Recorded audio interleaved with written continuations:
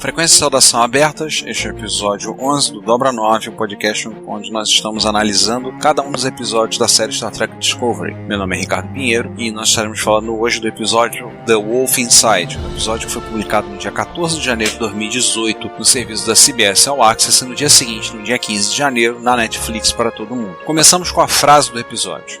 What am I, a doctor or a moon shuttle conductor? E a frase é falada pelo capitão interino da nave, Saru, que ele diz: estamos presos em um mundo cruel e anárquico, mas ainda somos a frota estelar. Ainda vivemos e morremos pelas leis da Federação. Passemos então à resenha do episódio.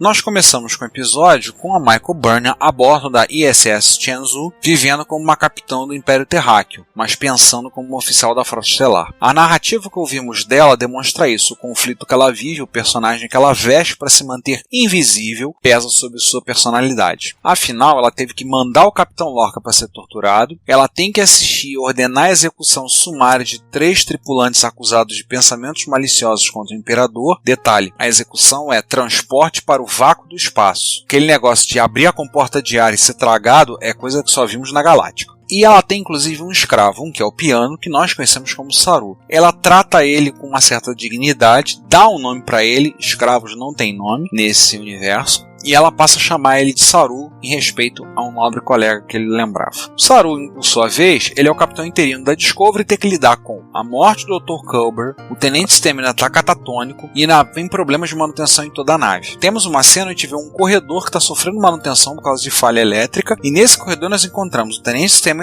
jogado num canto, abraçado ao corpo inerte do Culber, balbuciando palavras que para nós são completamente desconexas. Os dados da Defiant não estão completos. A Burnham consegue olhar eles, é muita informação e não dá para ela transmitir, seja por rádio subespacial, não vai ter condição de analisar dentro da Changzhou. Então, inicialmente ela estabelece uma comunicação com a Discovery, no qual ela fala, entre aspas, para Capitão Killy, e aí passa ao Saru para falar. Saru não sabe quem matou o Dr. Culber e nem fala nada disso para Michael. A Changzhou recebe ordens diretamente do Imperador para ir até o planeta Harlak, onde há uma base rebelde, e bombardear a superfície do planeta com torpedos fotônicos. A Michael, obviamente, não gosta muito da ideia e planeja uma alternativa, que é ir lá bater um papo com o líder rebelde, conhecido como o Lobo de Fogo. A desculpa dela é que ela pretende obter informações sobre outros postos rebeldes. E aí ela desce ao planeta com Tyler, que é, a princípio, aquele que é o segurança pessoal dela. Nesse universo do espelho, o Lobo de Fogo é o Klingon Vok, que chefia uma coalizão de vários povos, reunindo vulcanos, andorianos e telaritas que se opõem ao Império Terráqueo. A Michael quer salvar os rebeldes e descobrir como os Klingons passaram por cima da sua xenofobia e se aliaram a outras espécies. Curiosamente, o Klingon fala inglês. De início, o Lobo de Fogo desconfia dela, mas o Profeta, que é o Sarek no universo do espelho, faz um elo mental com ela e confirma suas boas intenções. Os rebeldes oferecem informações para que a capitão da ISS Changzhou possa apresentar como uma missão bem-sucedida e prepara-se para evacuar o planeta. Mas o Tyler, ao ouvir a menção do nome Kahless, surta, desanda a falar Klingon e ataca o Lobo de Fogo. Michael consegue contornar a situação com muita diplomacia, mas está inconformada. Quando ela volta para a nave, o enfrenta e ele admite o que todo mundo já sabia. Tyler é o Vok.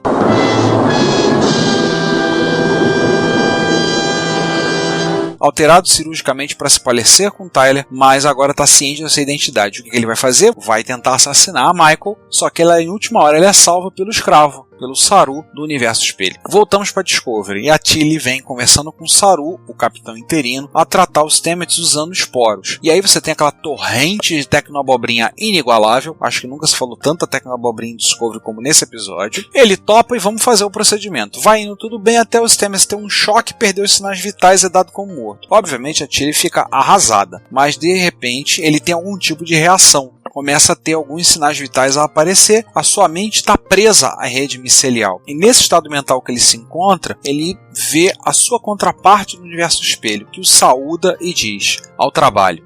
Na Changzhou, Tyler vai ser executado, jogado pelo transporte no meio do espaço. A Michael se despede e ela mesma opera os controles. Manda ele para o espaço e ele é resgatado pela Discovery, onde ele será detido para julgamento. Malandramente, a Michael escondeu nos seus trajes um disco com as informações da Defiant. Missão cumprida. A Burnham solicita que o prisioneiro Lorca seja remetido ao seu escritório para interrogatório, mas ela conversa com o capitão a respeito dos próximos passos. Ela quer ir embora imediatamente, mas ele diz que ainda é cedo e arriscado demais. A conversa entre eles é interrompida interrompida quando uma outra nave entra em órbita de Halak e começa a bombardear o planeta, antes do prazo prometido por Burnham para a evacuação. O ataque da nave choca a capitão, mas na comunicação holográfica vemos finalmente que é o Imperador, e o Imperador na verdade é a Imperatriz, Philippa Georgiou. Sim, também fiquei chocado e o episódio encerra aí. Vamos aos questionamentos e às opiniões. O episódio tem algumas coincidências de roteiro para facilitar o desenrolar da trama. Tudo bem, toda série tem isso. Mas eu achei um pouco de coincidência demais e tem muita informação atropelada. Tem muita coisinha que se eles botassem uma linha de diálogo, um ator falando, resolveria vários pontos. Mas tem um monte de revelação. Primeiro que o Tyler é o Vok. A gente tá cantando a pedra isso desde o episódio 5. Isso aí todo mundo tá falando, concretizou-se. No After Track, inclusive, eles se referiam a ele como Tok. Tyler mais Vok, como se falam em alguns casais famosos. A Philippa Georgiou do Universo Espelho é a Imperatriz. O Stamets morre e volta à vida. A Michael sofre horrores, bobagem, né, como sempre, por ter que ser cruel e impiedosa, e sempre sob o olhar desconfiado da primeira oficial, da Kayla Detman, que nesse universo não tem um olho biônico. Aí a gente começa a ter uns problemas. O primeiro deles, nas primeiras cenas, um corredor com problema da instalação elétrica. Por que esse corredor está dando um problema? Tá, tudo bem, pode ser que seja ainda por causa do salto entre as dimensões, coisa do tipo. Mas o segundo problema é um pouco mais complicado, que é ver o Stamets abraçado ao corpo inerte do Culber nesse mesmo corredor. Aí eu pergunto,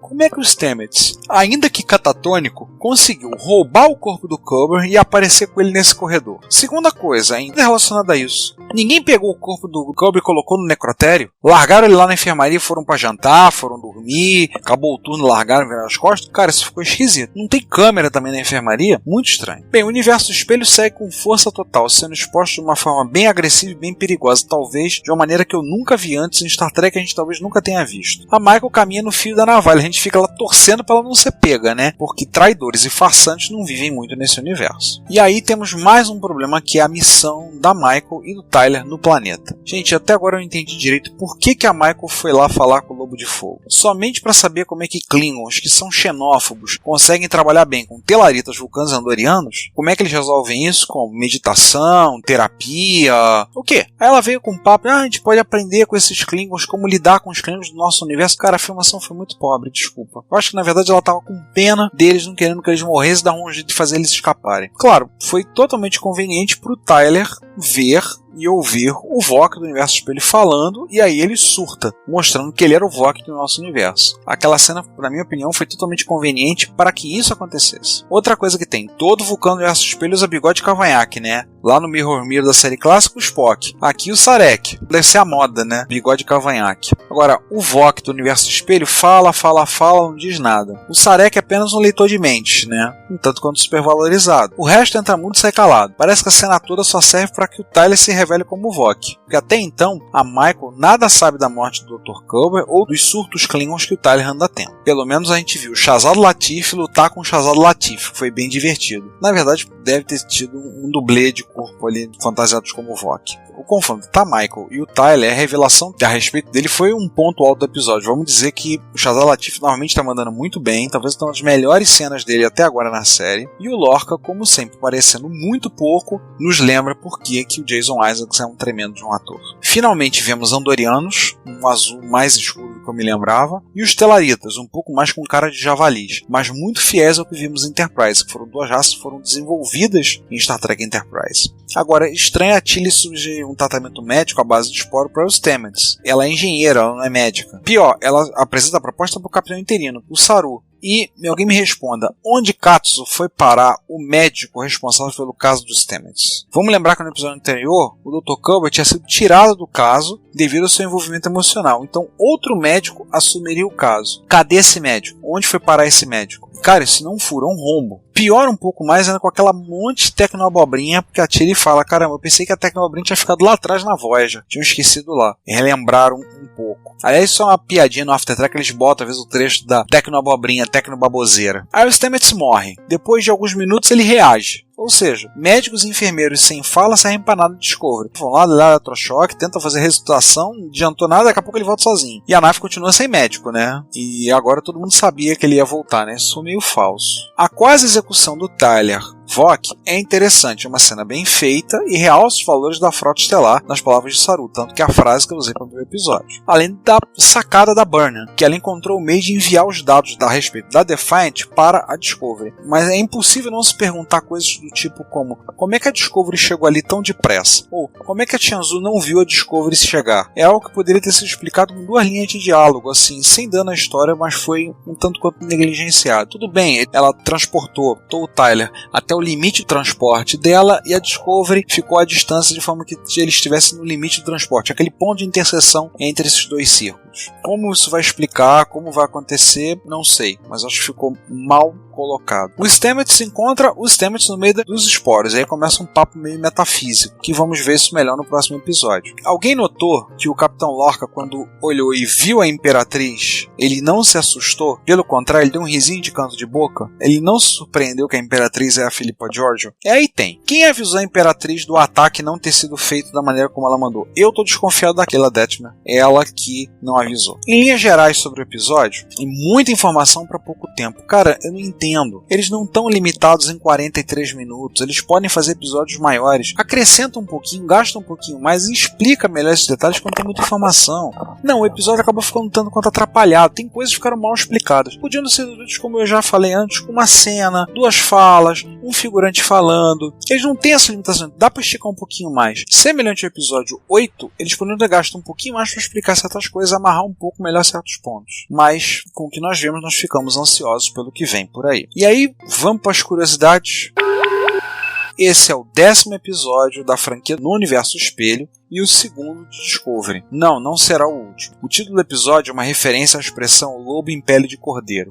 Temos tanto o Voq, que está na pele do Tyler, quanto a Burnham, que tem que encarar o legado da sua contraparte, a açougueira das estrelas binárias. Lá no início do episódio, não temos creditado a participação da Michelle Yeoh, justamente para fazer a surpresa na gente. Podemos ver no planeta Harlak os 2 tipos de Andorianos que existem. Andorianos com as antenas perto da testa, como temos Enterprise, e Andorianos que têm as antenas no topo da cabeça, como vimos na série clássica. Ou seja, poderiam ser 2 variações da espécie andoriana. Na verdade, não são só 2 variações da espécie andoriana, são 3. Lembrar do Zayanar, que aparece no episódio triplo Enterprise na 4ª temporada. A maquiagem dos Stellaritas eu também achei que ficou muito bom, porque eles parecem javalis humanoides, mais próximo que a gente viu em Enterprise, onde ambas as raças foram mais desenvolvidas. Aliás, ambas as raças apareceram primeiro no episódio Jornada para Babel, da série clássica, e, pelo que dizem, teve menos chiadeira por parte dos fãs, ao contrário dos Klingons. Alguém notou a mídia usada para passar os dados entre a Tianzu e a Discovery? Aquele plásticozinho quadradinho, uma mídia quadrada? Exatamente igual à mídia usada na série clássica. Nós cansamos de ver, o capitão foi lá e colocar num leitorzinho lá, mesma coisa. Até chegar a começar a passar a abertura do episódio, foram 14 minutos e 6 segundos. Talvez a maior abertura de um episódio de Jornada nas Estrelas, em todas as séries. Uma curiosidade questão relacionada a roteiro. Quem escreveu o roteiro desse episódio foi uma roteirista chamada Lisa Randolph. E ela é mais conhecida como ser uma das roteiristas do seriado Jessica Jones, da Marvel e da Netflix. Legal, né? No After Track, o Shazad Latif declarou estar bem aliviado de poder admitir finalmente em público que ele também era o Voq. Porque, convenhamos, o cara tá ouvindo isso o tempo todo e não pode falar, por obrigações contratuais, motivos óbvios. Agora, curiosamente, o nome que ele usou para despistar os fãs, Ravid Iqbal, era o nome do pai dele. O pai dele faleceu em 2013, era um grande fã de cinema e trabalhou inclusive como projecionista. E a decisão do Shazad Latif foi homenagear o pai, que era um paquistanês. Também no After Track, eu gostei muito da fala do Ted Sullivan, que é um dos produtores associados, que ele fala da diversidade que Jornada traz e comenta da diversidade por trás das câmeras com a equipe de diversas origens. Por exemplo, a Gersha Phillips, a figurinista, é negra. E, cara, ela tá mandando muito bem. O figurino tá maravilhoso. O próprio ator Shazad Latif também comentar,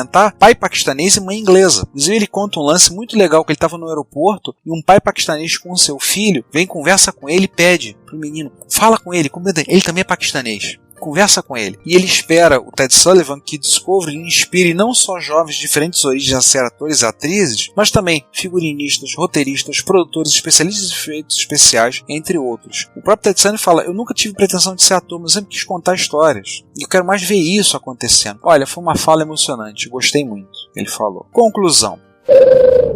Podia ser melhor que um episódio? Sim, eu vou dar uma nota 7. Mas pra gente encerrar, um comentário. A Discovery foi indicada a alguns prêmios. Já está saindo as primeiras indicações a prêmios. São eles. O primeiro deles é o GLAAD Media Awards, Esse prêmio é oferecido pela organização GLAAD, que reconhece e honra a mídia por suas representações justas, precisas e inclusivas da comunidade lésbica, gay, bissexual, transgênero e queer e as questões que afetam sua vida. A série foi indicada na categoria Outstanding Drama Series. Também foi indicada para o Empire Awards, que é um prêmio dado pela revista britânica Empire. Em particular, o indicado é o Capitão Lorca, o ator Jason Isaacs. A votação é aberta ao público, então dá uma passadinha lá no site, que é empireonline.com. Também foi indicado ao IGC Publicists Awards, que é um prêmio dado pela International Cinematographers Guild. Essa organização visa valorizar os trabalhadores da indústria teatral, cinematográfica, televisiva e indústria relacionada aos Estados Unidos. A indicada foi a publicitária da CBS, Christian Hall. E ao Viz Awards, que é um prêmio dado pela Visual Effects Society, que é uma organização que representa os profissionais de efeitos visuais. Discovery está indicado em 2 categorias. Então, vamos ver onde é que isso vai dar. Novamente, visitem trekbrasilis.org, o melhor site para ler notícias no Brasil sobre Jornada nas Estrelas.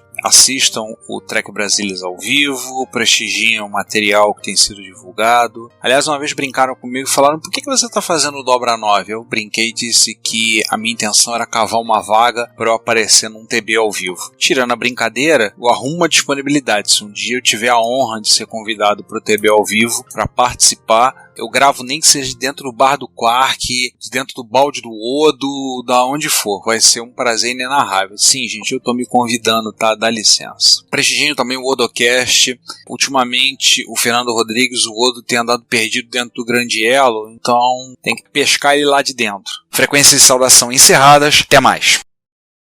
Obrigado por assistir esse vídeo. Deixe o seu comentário e também aquele like. Assine o canal para saber o que estamos fazendo e temos a nossa comunidade também no Discord. Se você achar que merecemos, ajude através do Pix. Aqui tem outros vídeos para você continuar acompanhando.